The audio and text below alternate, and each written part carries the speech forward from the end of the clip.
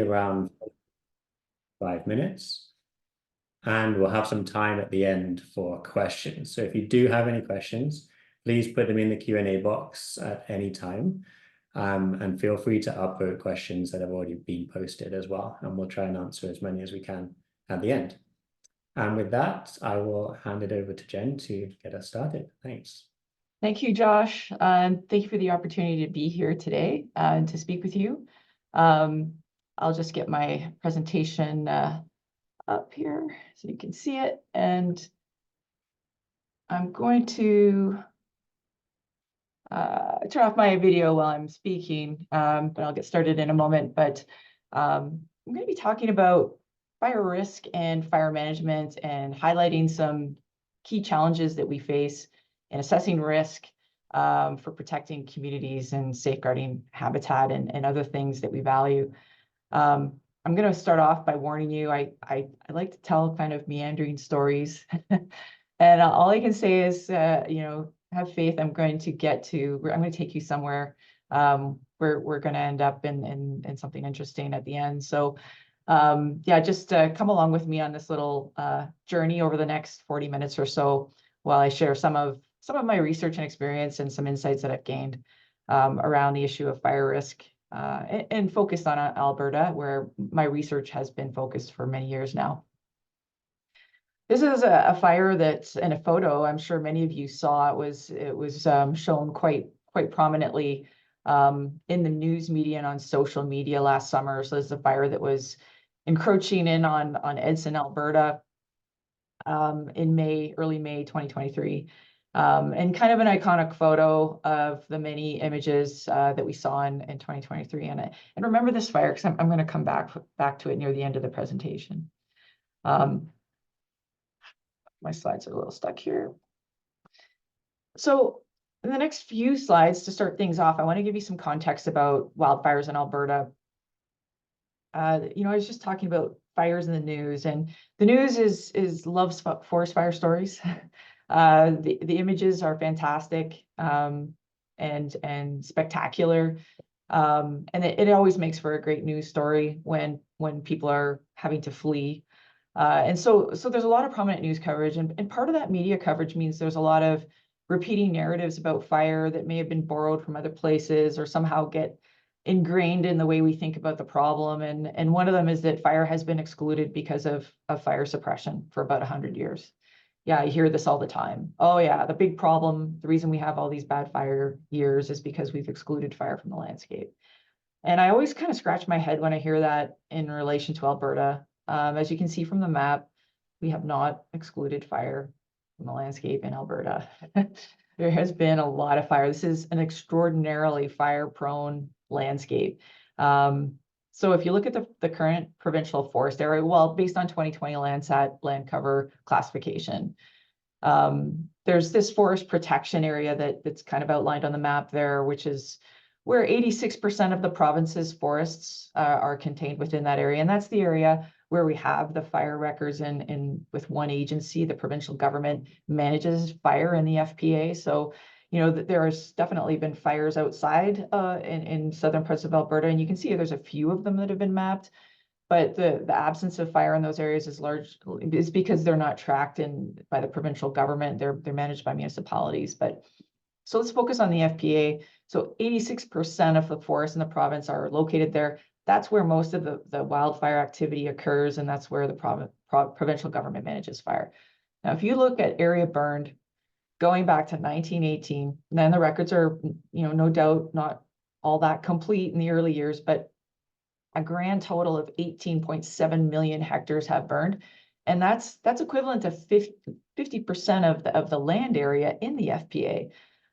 So whenever people tell me, oh, we've excluded fire and, there's fuel buildup, I always like to point out that doesn't seem consistent with the data that I've seen for Alberta anyway. We've had a ton of fire in Alberta despite progressive development of fire management within the FPA that was geared towards limiting fire in that area with fire suppression, detection, response, and fire suppression. Despite that, there's been a ton of fire. you can see definitely, and I'm going to point this out because I'm going to come back to it later, there are areas of the province where there has been not so much fire in recent years. And actually the 2023 fires kind of in the southern half of the province seem to be kind of scattered through some of those long unburned areas. And I think that's important, and I'll come back to that later.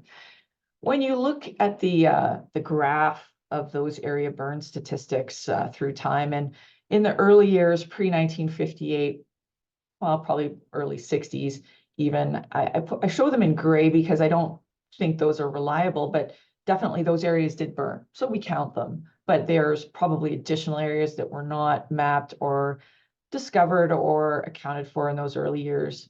Now, between the early 60s onwards, the data is fairly good, I think, for big fires, and then those are the ones that cause most of the area burn. Okay, but they're still probably not as complete as the most recent, say, 25 years going back to 1998. Okay, so I show it all in that sort of yellowish orange color, but I've only mapped that trend line for the last 25 years, not including 2023. And what you see is that actually over the last 25 years, area burn has been flat in Alberta. That's not really the story you hear in the media. There's this kind of, again, another narrative around, well, things are, we're getting massive fires and they're unusual, and we're getting seasons like we've never seen before, and so on. And I would say 2023 was that, but it's an outlier. It's not part of a trend. And actually, if I do that trend line all the way back to the early 80s, from 1979 onwards, it still is flat. There was an outbreak of large fires and an escalation in area burned in 1981.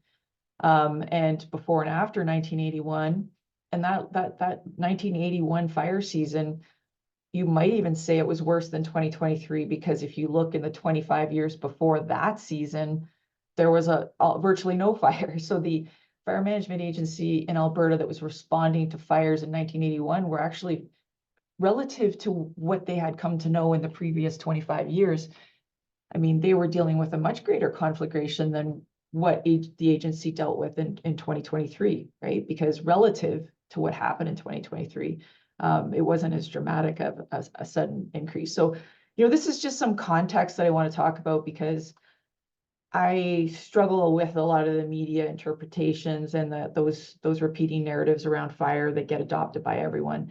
Alberta's had a lot of fire. Fire has not been excluded. If you look historically, there's been periods of very little fire and periods with bursts of fire. We've definitely seen more fire, severe fire years in the last 25 years intermittently. So 1998 was one of them, and 2015 was another one. So those bad fire years happen, and we've definitely had a sort of an extended period for 25 years where there's a lot of fire. And you might say, well, in the 1930s to 1950s, there was also, a period of not quite as severe, but a lot of fire then as well. 2023 is different, not in terms of numbers of fires, which have also been flat in Alberta for the last 25 years. But 2023 numbers of fires were consistent with what we've seen in past years. So we didn't get more fires, but more of the fires that we got really big in 2023. When you look at those really big fires, and I've just plotted here the top 10 most severe fire seasons in the last 40 or so years, and they've all been since 1995. And those little spikes there on the graphs are showing counts of the big fires bigger than 10,000 hectares. And you can see that we've always had those kinds of fires in severe fire seasons. 1998 is an example where you see a lot of those spikes. 2015, a big cluster and spike in July in that year. And that looks a bit like that same spike we see at the start of the 2023 fire season. And then we have intermittent large fire activity through a lot of these severe seasons, but there's more of it in 2023. So that's a bit of the context I want you to have, that historically, if you go back to 1983 to 2022, you would get on average about 3.8 of these big fires per year. And in 2023, there were 36 of them. Now, in the next two highest years, 2015 and 1998, there were 16.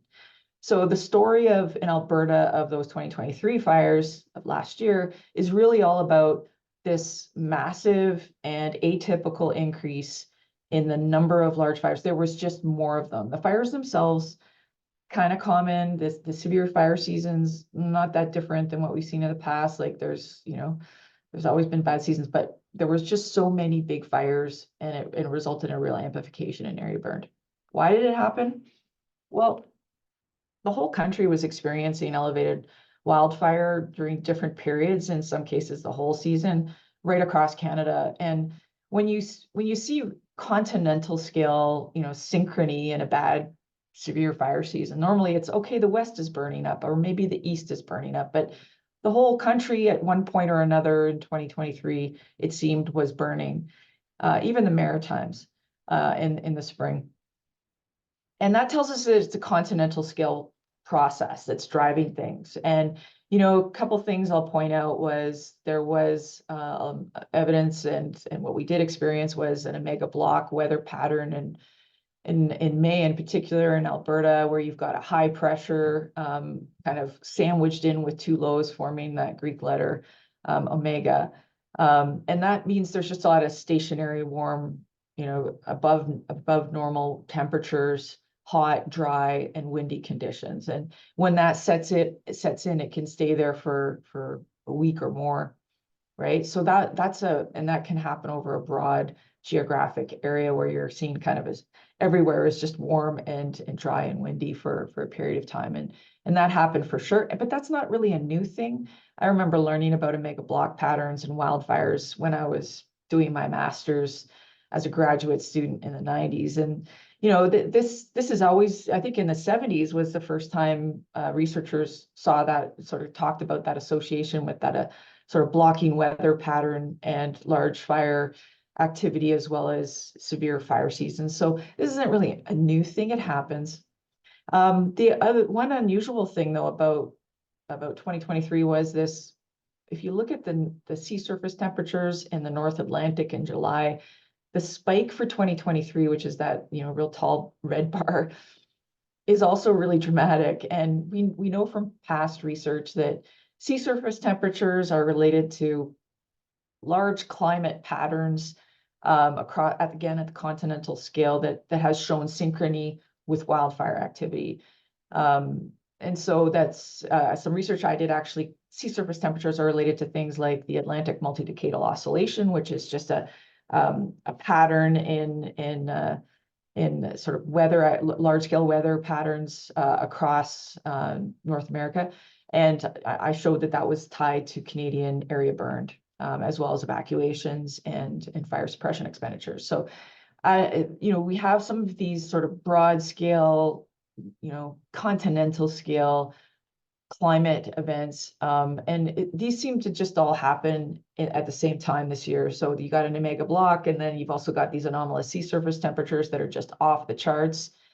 And we know that's connected to weather patterns that align with wildfires. So, these things were happening at a really broad scale. And you saw it in the media, and I've just grabbed a couple of pictures, well, not just a couple, but a couple from different regions of the country that I captured that were in the media and on social media throughout last year's fire season. And it's just overwhelming. Like, in bad fire seasons, you might see one or two regions or places or even individual towns impacted by fires, like the Fort McMurray fire in 2016. And that sort of consists of the severity of the season. But again, 2023 was really different because of all of these broad impacts. And, this has generated a lot of a narrative around, okay, the sky is falling, it's an utter calamity, world is ending, there's fires everywhere, everywhere's going to burn. And I guess, maybe that does align with what people saw, but some of it is sensationalized. Certainly when you look at the numbers again that I showed you for Alberta.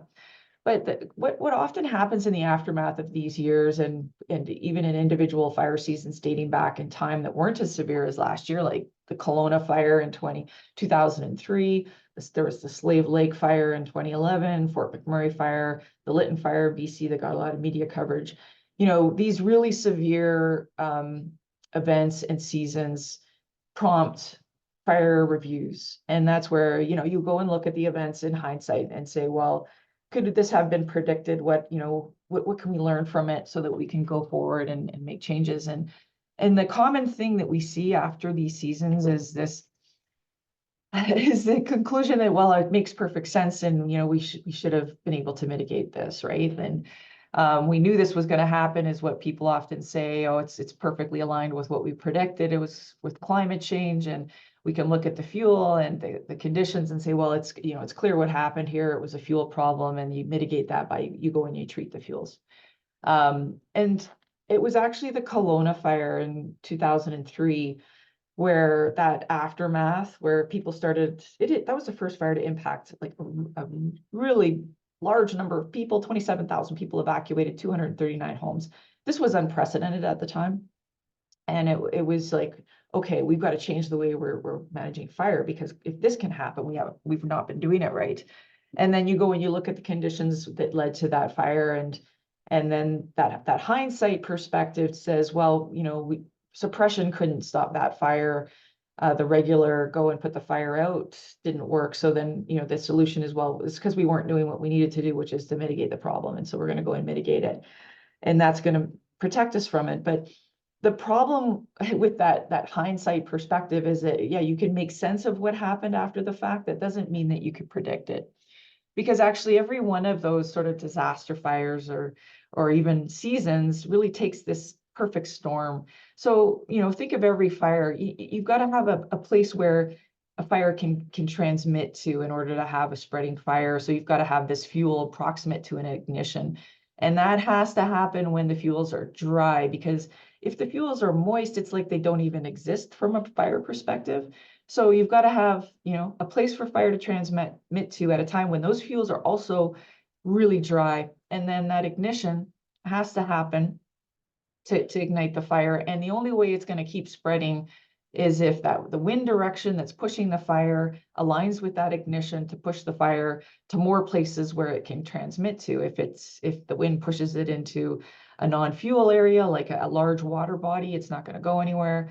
So you've got to have this alignment of the fuel with the wind and the ignition all coming together when the fuels are dry. And that's got to lead you to some vulnerable location that you care about. And, you know, often I show this diagram with a home there or a building, but it could very well be any other area of the landscape that's vulnerable and that we're trying to protect from fire, like a special habitat area, sensitive watersheds, or areas where, you know, you could have soil erosion or other concerns. At the same time, fire is a natural and an important agent of change and disturbance in the boreal forest, especially, and in other parts of Alberta. This is just a natural part of the ecosystem. These large fires, though they can threaten things we care about, are natural, and they're not going to go away, as you saw in the Alberta fire map that I showed you. And you know, as a person who studies fire, I always, you know, come back to what an amazing process fire is. It's this incredible release of heat and light and energy. It's a spectacle. It's amazing to look at. And if you've ever been mesmerized by staring at even a campfire, you know that. And it's incredible because it's this release of all the stored up sun that's been kept in the forest as they grew. It's basically the reverse of photosynthesis. So, you know, the forest and vegetation are taking in all of that sun, storing it up in fuel, in biomass over 70, 80 or more years. And then a fire ignites and comes through there. And in a matter of literally minutes, the fire front moves through in, you know, 2 or 3 minutes. It completely transforms those forests. It releases all of that stored up sunshine into this massive spectacle of heat and light.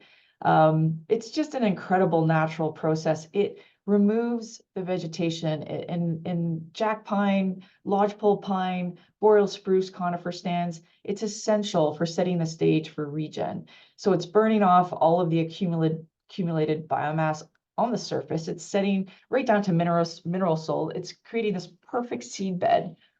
And then at the same time, the serotinous or semi-serotinous cones, in the case of the black spruce, are being popped open. The waxy resin on those cones are being popped open by the fire to release the seed right onto this perfectly prepared seed bed. And then you get the next stand, and it grows up in an even age structure, and until it burns again and the process continues. It's just this wonderful, amazing natural process that's it's absolutely essential for maintaining forest health in these ecosystems. So, these are the sort of two sides of it. There's all of these, terrible photos of people being evacuated and homes being threatened with fire, and then there's this natural aspect to it, and the aftermath can seem stark.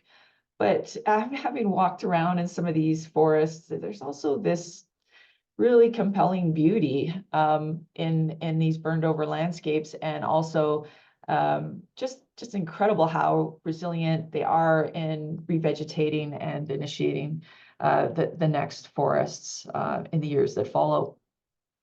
But because they're a threat, there's always been an interest in asking, well, where can we expect fires to burn? And figuring that out with science and research. And initially, all of the science and research was focused on supporting fire response, because that was the mandate for, and it remains the mandate.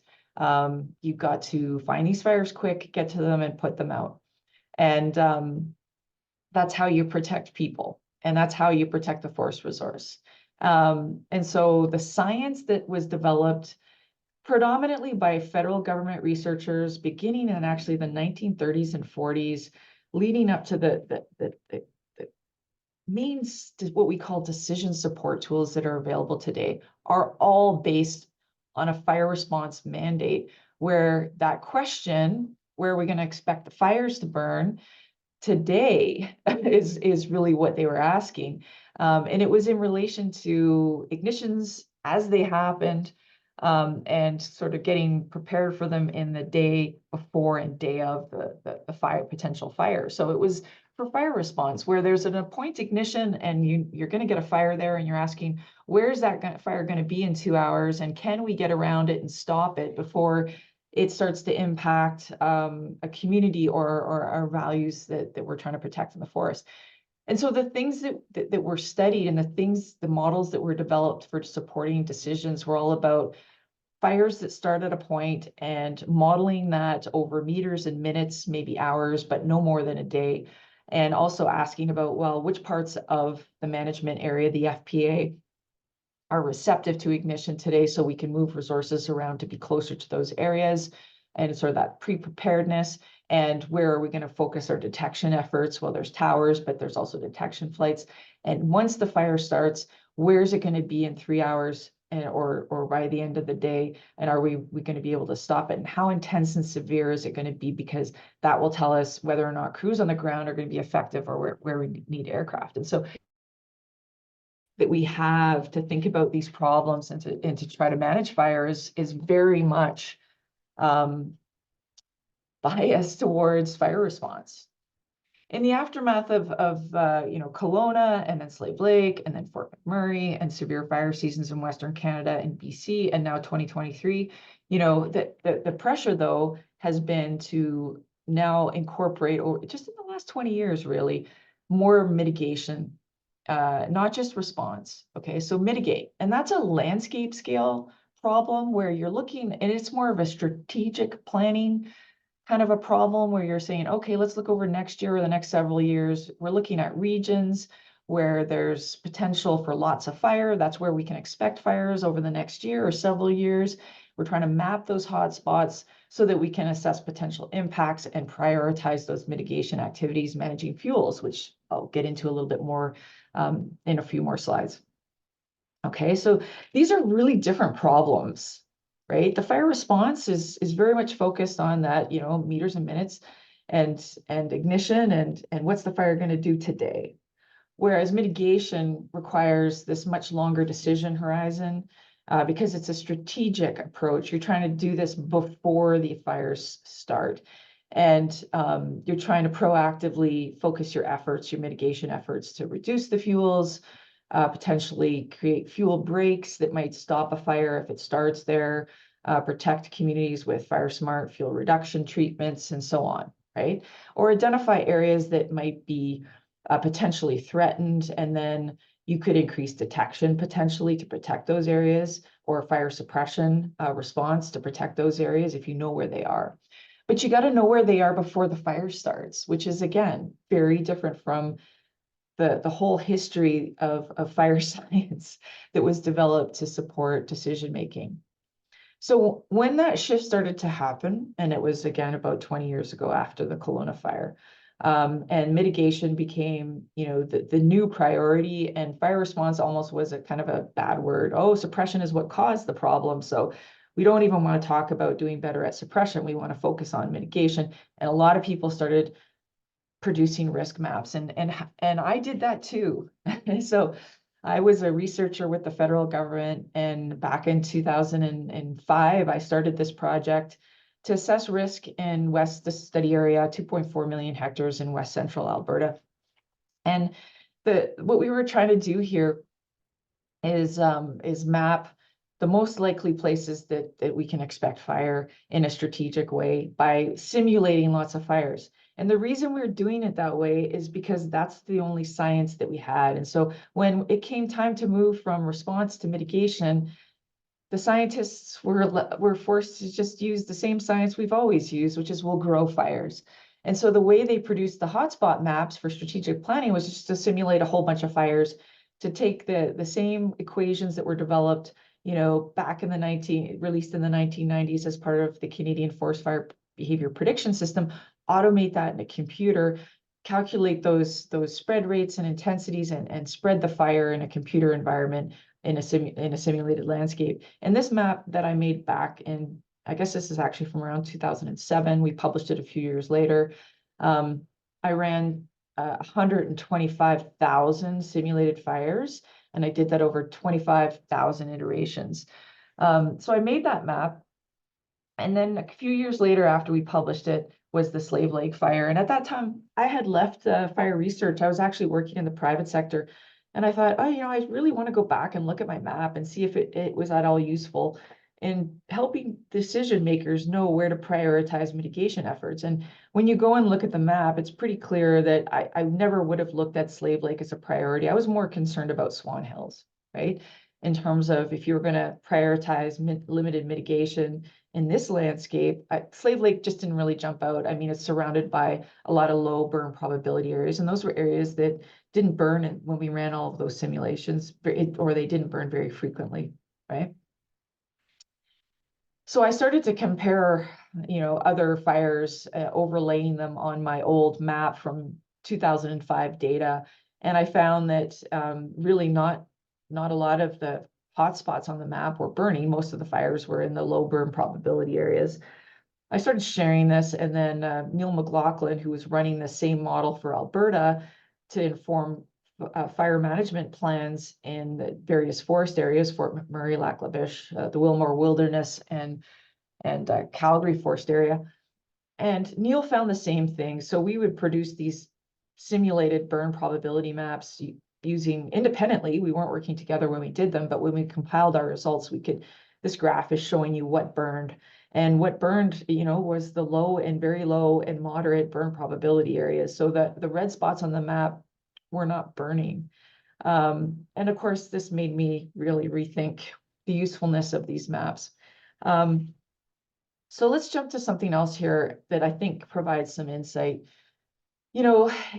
Any season that we have, any fire that plays out is kind of one iteration of what could happen. So when you look at these burn probabilities, I mentioned I ran 25,000 repeats of a fire season to make the map. And I think that tells you why it doesn't work, because really next fire season, next year, could be any one of those 25,000 seasons that I ran. And so if it takes 25,000 seasons to get a stable pattern, and the reason that we have to do 25,000 is because if you don't run it that many times, you don't get a stable pattern. So you have to run it that many times, you're forced to. And what that means is that in the next 10 years, you could see any one of those 25,000 runs play out, right? And they can look really different. Just like every fire can look really different. Again, I've mapped some fires there historically, and I've highlighted 4 fires. So number 1 there is in BC. It's the Donnie Creek fire from 2023. Number 2 is the Chinchaga fire that burned from BC into Alberta. Number 3 is that Fort McMurray Horse River fire. And number 4 is this, just I'm sure, fire you've never heard of, which is DA3002 from 1980. And the reason I point that out is because, you know, the 1980 fire was actually bigger than the Horse River fire that impacted Fort McMurray. But you don't hear about it, or you likely have never heard about it. Not much is really documented about that particular fire because it didn't impact a town, right? And so there's a lot of stochasticity, I would say, or randomness in what happens. The fires themselves aren't that different, right? The 1980 fire or the 2016 fire in terms of their size, they're only 110 kilometers apart. One of them, though, goes down in history as the most destructive wildfire in Alberta's history. And the fact that it happened in 2016 in that spot is really a very random thing, right? So going back to what it takes for one of these conflagrations to happen, you've got to have the wind aligned with the ignition at a time when the fuels are dry, that's blowing in the right direction towards more fuel, so that and then it eventually leads to a value. And if you don't have all of those things in this perfect gray swan, this perfect confluence of events, you don't get these fires. And you can have the 1980 fire that had all of those things together, but there was no values, there was no major town, there was no major impacts to economic activity. So, you know, it plays out very differently. And likewise with the Donnie Creek wildfire in 2023 in BC, which is, you may have heard about it because it was the largest or fire in BC's recorded history, apparently, even though if you look at the size, it's quite a bit smaller than the Chinchaga fire. The Chinchaga fire was chopped in half, so it didn't count. So, you know, what happens is one iteration of what could have happened. And when you look at that Fort McMurray fire, really, you know, any area in Western BC, anywhere in Alberta, anywhere in most of Saskatchewan, that, you know, that ignition could have happened, but something very different could have played out. And so when you run 25,000 iterations to make a burn probability map, you're kind of limited because any one of those iterations could be what plays out in reality. And that's why the fires don't match the burn probabilities. And actually the map should have looked like this, because really the burn probabilities are low everywhere. But whenever people map these hotspots areas, they always use a color ramp that shows a lot of dramatic difference because it makes the map more interesting. But it does give you a false sense of where there actually are hotspots, right? Because in reality, you know, it's like throwing a dart on the map. If it has burned once in various burn simulations, then it can burn, and it could happen there. And it's really, really hard to predict that. So because of all of this, there's a lot of background, but because of all this, I really shifted my direction in thinking about how we give decision makers information to conduct mitigation activities. I decided that those highly variable aspects that are causing the problem with the predictions, which is, okay, what's the fuel moisture, what's the wind, what about the ignitions? I can't predict any of those things with any degree of certainty. I can't tell you where the ignitions are going to be this summer in Alberta. And if anyone has figured out how to predict where lightning strikes, I'm skeptical. Some say artificial intelligence is going to tell you very precisely where to expect a lightning fire tomorrow. I'm skeptical. I don't think we can predict this stuff with any degree of certainty. Likewise, I can't tell you the wind speed and direction at any place in Alberta, you know, on August 16th in the afternoon. And likewise with fuel moisture, you know, I was looking at the weather this week, and the forecast for this afternoon tells me one thing, and very rarely does it ever play out perfectly. And that's predicting over this afternoon, not, you know, next summer or next year. So let's forget about those things. And I shifted to focusing just on the fuels and where the values are located. And you can also focus on operational capabilities because those things are kind of certain and known. The kinds of resources that you have, where the values are, and where the fuel is. So we did this different approach. It's called exposure assessments, and it's only based on fuels. And it just looks at a point and it says, okay, is there a lot of fuel around me that can send fire to me? So I just take a provincial fuel grid, and for any given location, I'm just asking, okay, out to 500 meters, how many of those cells in my fuel grid can send fire to me? And I just look at the hazardous fuels. If there's 75 out of 80 maximum, then my exposure is 94%. So it's this super simple approach that just looks at fire transmission, the distances over which it can happen, and asks, do I have a lot of fuel that can send fire to me in the neighborhood around me? And so we ran this on the whole province for 2007. And then when we overlaid the fires, which is that same test that I had applied to the burn probabilities, I was amazed at how well it worked, because I'm ignoring all of those other things, whether ignition locations or patterns. I'm just saying, all right, where can fire get to? And then when we overlaid the fires, you can see most of the burned area was happening in locations we had classified as high exposure, the big red blobs on the map, which the really complicated model that took, a year to produce a map for wasn't able to do. Now, sometimes low exposure areas do burn, and that can be under drought conditions, for example, if a wetland burns or it's been misclassified. But if the fuels are good, it does a good job at identifying where the fires are likely to be or tend to be burning preferentially. And I ran it for the whole country, and I found the same thing. So yeah, you can see there is an area that in the blue area that burned. And that's a drought area, a wetland. But for the most part, there's not a lot of burned area. And the really low exposure area is less than 40%. It's the higher exposure areas, 60% and up, that tend to tell you where to expect the fires, right? So you can combine that with daily information about the weather. So this is an example of where I could take my exposure and overlay the fine fuel moisture code that tells me how receptive those fuels are today or tomorrow. And then I can really hone in on the far right map that shows, a lot less red area. I could put my suppression resources there to protect those areas if they're valued. And it can be a lot more optimal in terms of prioritizing what I do, but that's at the daily time scale.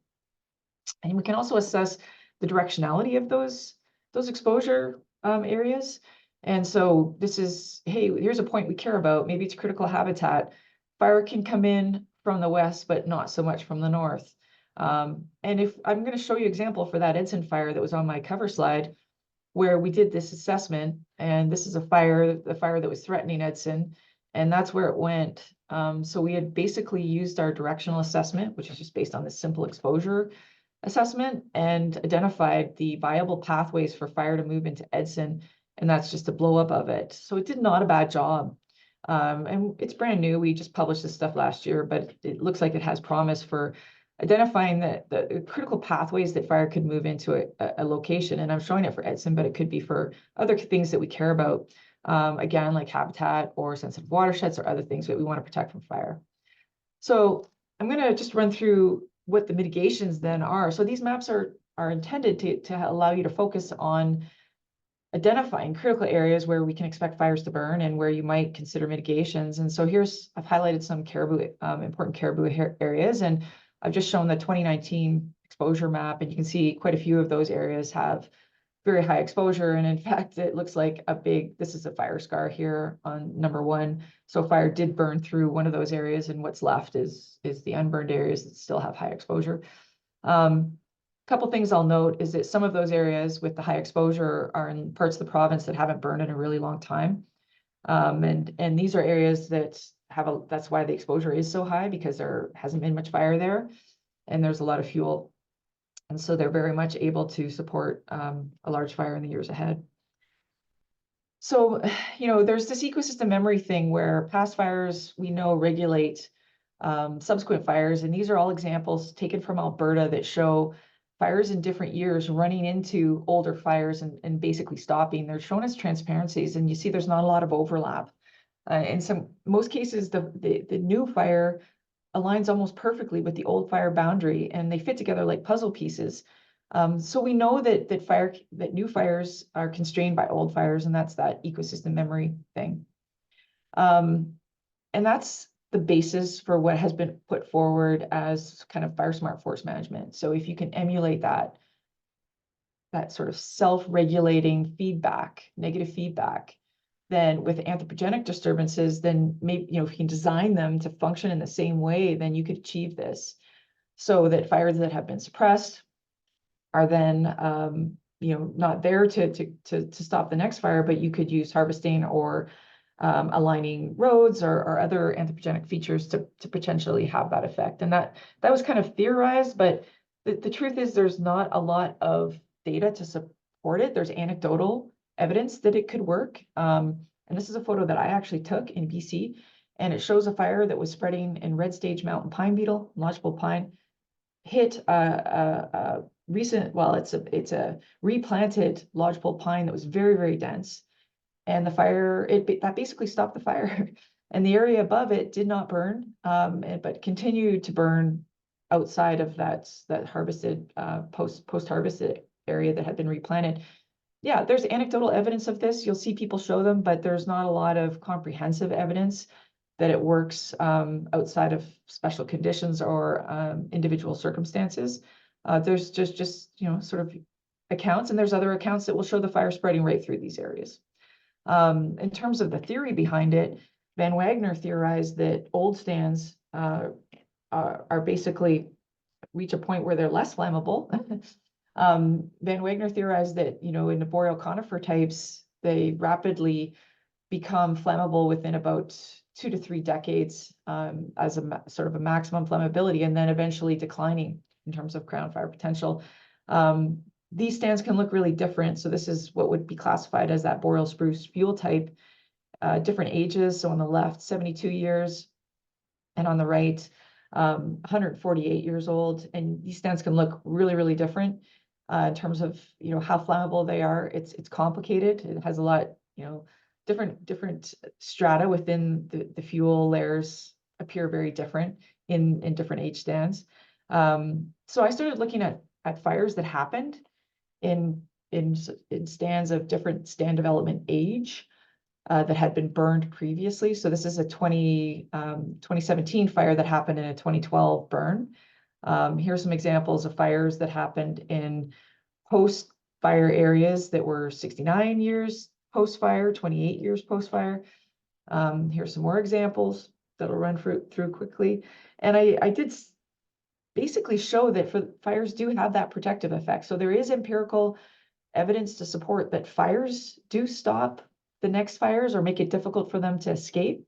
And this graph just shows with increasing time since fire, and each of these lines is showing a more extreme weather condition. So, at the most extreme with an initial spread index of 20, so that's the far left bar, the old fire is protecting, has this protective effect for about 25 years. And when weather conditions are less extreme, it could be up to, say, 40, 45 years.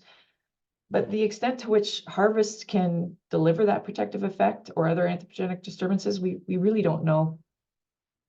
Now, other kinds of forest management or fuel management at the more stand level fuel reduction approach is those fire smart fuel treatments. And these are just based on the science. It's pretty solid science. It's been around for a really long time that looks at, okay, what's your surface fuel load? Because that's going to tell you how intense that surface fire is going to be. And if it's intense enough, then it can span that distance between the base of the canopy and the surface of the ground. So that canopy base height. So if you've got lots of surface fuel load, there's lots of potential for it to move into the canopy. And so fuel treatments at the stand level are all about modifying the architecture of the fuels to inhibit that process. So take away the surface fuels, and that means the shrubs and the low vegetation, take away the limbs on the trees to create more spacing between the base of the canopy and the ground.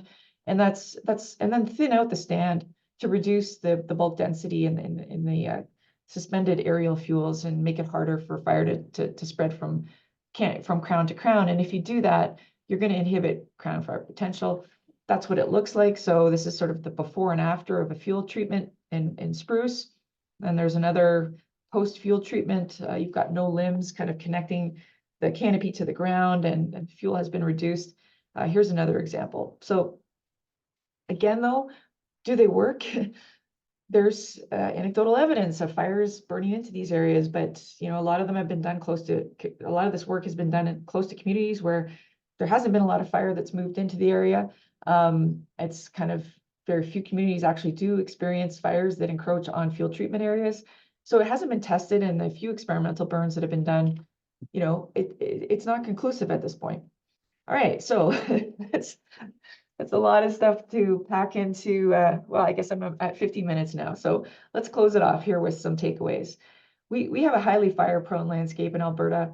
We're in an era of unprecedented uncertainty and rapid change when it comes to the climate. Fire regimes are changing due to complex and interacting factors. And honestly, I don't think we really know what's happening. We're trying to understand it, but our ability to do that is limited by the data. We don't have data going back far in time. The weather data is not that great, and so on. The big message I have is that it's really hard to know where to expect fires. We can't do that with any degree of certainty. We can focus on what's possible. So we know it's possible where there's high exposure, and we can look at different scenarios. Mitigation is challenging due to the lack of data and evidence to inform practices. And I think that push for mitigating and altering the fuels needs to be tempered. There's definitely, I think, opportunities for very surgical fuel management at the landscape scale in places to protect high valued areas, but broad scale kind of harvesting to cool the landscape is there's really no data to back it up at this point. We can prioritize detection and response to protect high valued locations, though, and if those locations are scarce, we should be doing that. I'll just thank you for listening and open it up for questions. Thanks so much, Jen. That was great. Really, really interesting stuff. So we've recorded the presentation and we will make that available online, but we'll turn that off now for the Q&A period. So